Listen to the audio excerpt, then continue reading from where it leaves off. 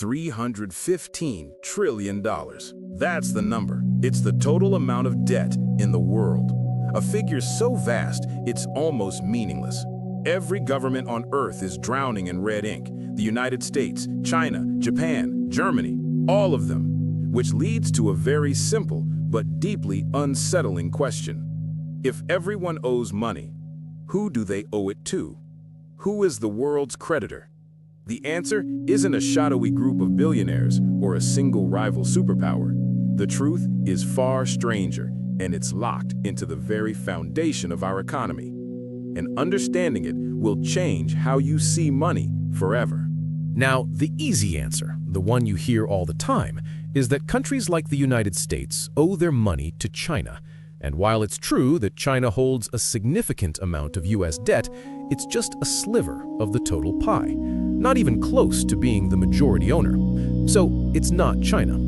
Is it the International Monetary Fund or the World Bank? No. They are also players, but they're more like referees in the game, not the owners of the casino. The real creditor isn't a single entity you can point to on a map. It's a system, a self-referential loop that has been spinning for centuries. To understand who the money is owed to, you first have to understand where national debt even came from. If you think this is a modern problem, you'd be wrong by about 300 years. Let's go back to 1694. England is locked in a brutal, expensive war with France. King William III is broke. He needs money to fund his armies and ships, but he can't just raise taxes any higher without risking a revolution. So his government comes up with a revolutionary idea. Instead of just taking money, they'll borrow it from their own wealthy citizens. They issue the first ever government bonds. The deal was simple. Lend the king money now, and he'll pay you back later with interest. It was a massive success. Not only did it fund the war, but it created something entirely new, a safe, interest-bearing asset backed by the full faith and credit of a nation-state. This was the invention of national debt as we know it, a tool to fund a country's ambitions by borrowing from its own future. That simple idea from the 1690s evolved into the bedrock of modern finance. Today, a government bond, especially one from a stable country like the United States, is considered the risk-free asset. It's the safest investment on planet Earth. Why? Because governments have the ultimate power to ensure they can pay you back, the power to tax their citizens. So when you hear that the US has over $34 trillion in debt, it doesn't mean it's on the verge of bankruptcy. It means it has issued $34 trillion worth of these ultra-safe IOUs. And people and institutions all over the world are lining up to buy them. The real question is, who exactly is buying? Let's use the United States as our main example. Of its staggering national debt, the single biggest owner might shock you. It's the US government itself. Roughly a quarter of the debt is held in what are called intragovernmental holdings. Think of the Social Security Trust Fund. It takes in more in taxes than it pays out in benefits, so it parks that extra cash in, you guessed it, government bonds. It's like moving money from your left pocket to your right pocket and writing yourself an IOU. The second biggest holder? The US Federal Reserve, the central bank. We'll get to them in a moment, because that's where the story takes a wild turn. After that, you have domestic investors, regular people, pension funds, mutual funds, banks, and insurance companies within the US. So when you add it all up, an overwhelming majority of US debt is owed to America. So what about the rest, the part that is owned by other countries? This is where the headlines come from. As of right now, the largest foreign holder of US debt is Japan, followed by China, the United Kingdom, and a handful of others.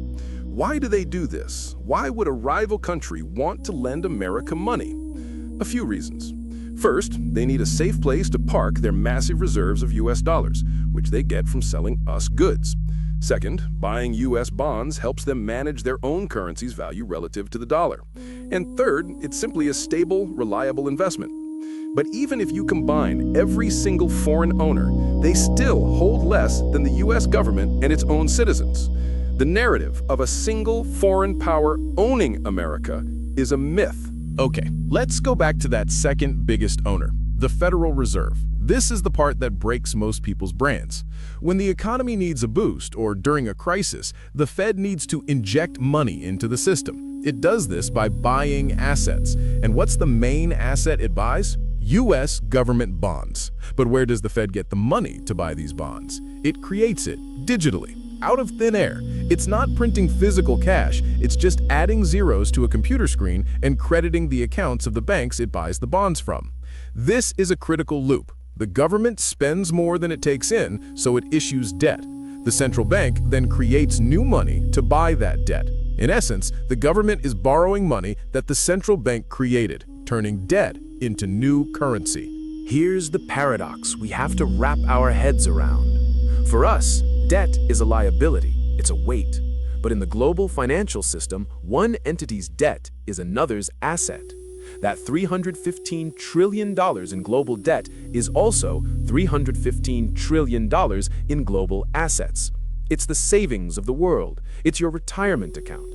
It's the money your insurance company uses to guarantee it can pay out claims. It's the capital that banks hold to be considered stable.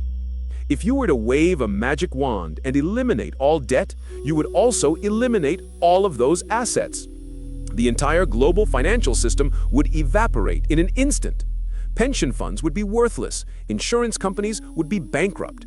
The system isn't just using debt, the system is debt. And this isn't just an American phenomenon, it's global. The European Central Bank does the same thing for Eurozone countries. The Bank of Japan has been doing this on an epic scale for decades, to the point where it owns over half of all Japanese government bonds. It's a planet-wide IOU swap. The US buys Japanese debt, Japan buys European debt, Europe buys US debt.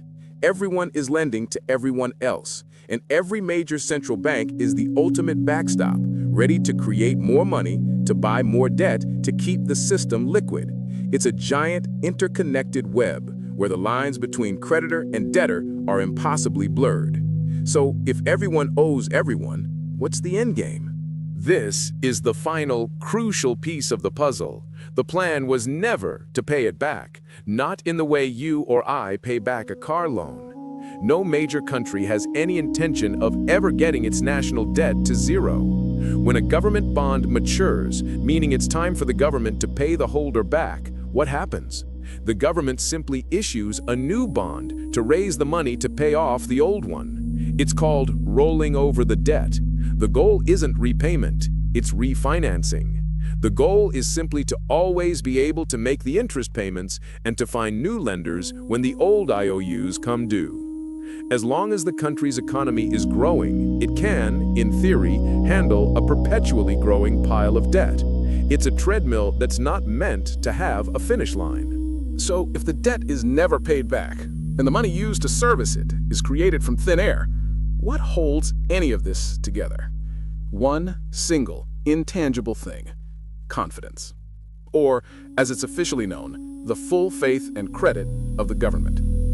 People, companies, and other countries accept US dollars and buy US bonds because they believe, without question, that the US government will always be able to make its payments. This confidence allows the US to be the issuer of the world's reserve currency, a status that gives it enormous power. The entire $315 trillion system isn't backed by gold or any physical commodity.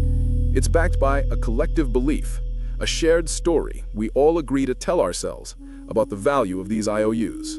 So, let's go back to our original question. Who is the world's $315 trillion debt really owed to? It's not owed to another country or a bank. It's owed to the future. Every bond, every IOU is a claim on a country's future economic output. It's a promise that future generations of workers and companies will generate enough wealth and pay enough taxes to cover the interest on the debts we're racking up today. The creditors are anyone holding these bonds: retirees who need income, insurance companies that need stability, and nations that need a safe place for their savings. We are borrowing from the productivity of our children and grandchildren. We have essentially sold shares in our future prosperity to fund our present. This is the infinite debt loop. A system where debt creates money, which is then used to service more debt. It's a system designed not for repayment, but for perpetual growth. It has funded our modern world, but it's not without profound risks. The primary risk is inflation, when central banks create too much money and devalue the currency. The other, more catastrophic risk is a loss of that all-important confidence. If the world ever stops believing that a country can make good on its IOUs, the whole system freezes, and the value of those assets collapses. We've built a world on a paradox, a system that is simultaneously the source of our greatest stability and our most significant systemic risk. What do you think is the biggest threat to this system? Is it runaway inflation, a geopolitical event that shatters confidence, or something else entirely? Let me know your thoughts in the comments below.